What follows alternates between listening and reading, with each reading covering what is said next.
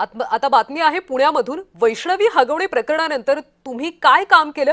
महिला आयोगाच्या अध्यक्ष रुपाली चाकणकरांवर महिला संतापल्याचं पाहायला मिळालं। दीप्ती चौधरीच्या कुटुंबियांच्या भेटीसाठी त्या गेल्या होत्या आणि त्याच वेळी चाकणकर यांच्यावर महिला संतापल्याचं पाहायला मिळालं। वैष्णवी हगवणे प्रकरणानंतर तुम्ही नेमकं काय केलं असा सवाल यावेळी संतप्त महिलांनी विचारला।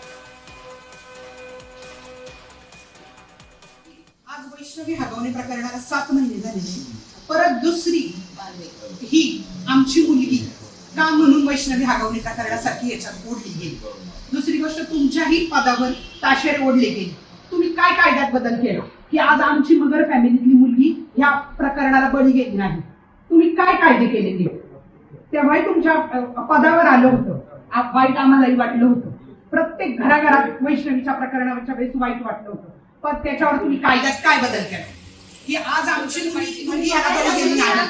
काही शिक्षा जर चांगली झाली ना तर कुणीही हिंमत करणार नाही एखाद्या मुलीला आणि बळी गेला नाही पाहिजे की माझं कोणी नाहीये। इतकं टॉर्चर केलं जातं, हे का केलं जातं आणि त्यांना शिक्षा नाहीये चांगली।